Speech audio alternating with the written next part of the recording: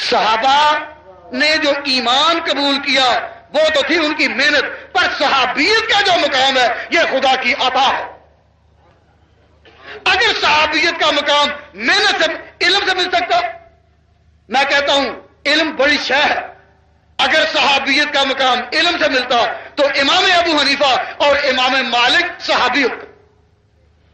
امام ابو حنیفہ اور امام مالک یہ وہ شخصیتیں ہیں جن پر علم کے جملہ مراتب ختم ہو چکے تھے۔ دینی دائرہ میں، اسلامی علوم میں علم کا جو مقام بھی سوچا جا سکتا ہے، جہاں تک انسان کا دائرہ فکر پرواز کر سکتا ہے، امام ابو حنیفہ اور امام مالک پر علم کے جملہ مراتب ختم تھے۔ لیکن حضرت صحابی ہوئے نہیں، کیوں؟ صحابی ہونا اپنے بس کی بات نہیں، اپنے بس کی بات نہیں۔ اگر یہ مقام علم سے ملتا، ان دونوں کو ملتا، اور اگر عمل سے ملتا تو باعزید بستامی اور جنید بغدادی صحابی ہوتے۔ لیکن باعزید بستامی اور حضرت جنید بغدادی یہ صحابی تھے؟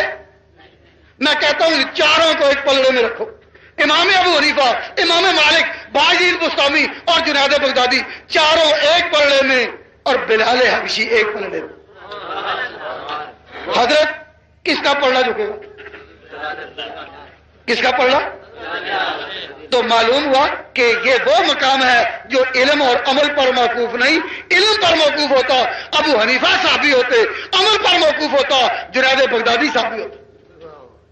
یہ چاروں ایک پلڑے میں اور بلال حبشی ایک پلڑے میں، تو ماننا پڑے گا کہ صحابیت کا جو مقام ہے یہ علم اور عمل پر مبنی کہہ دو نہیں، صحابیت کا مقام علم اور عمل پر مبنی، یہ خدا کا انتخاب ہے کہ کچھ لوگوں کو حضور کے زمانے میں پیدا کر دیا۔